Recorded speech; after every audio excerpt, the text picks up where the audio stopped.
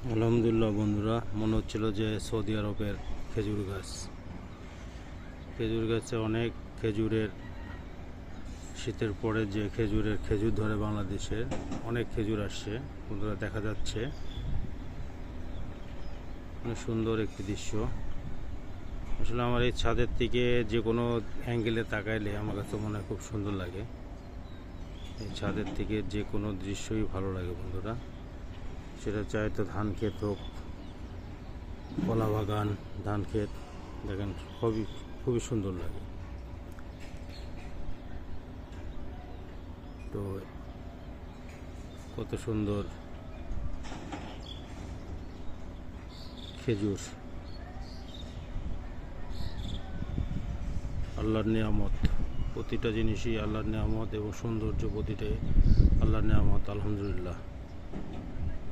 তো ভালো লাগলো বন্ধুরা, তাই ভিডিওটা করলাম। পাশে থাকবেন। আসসালামু আলাইকুম।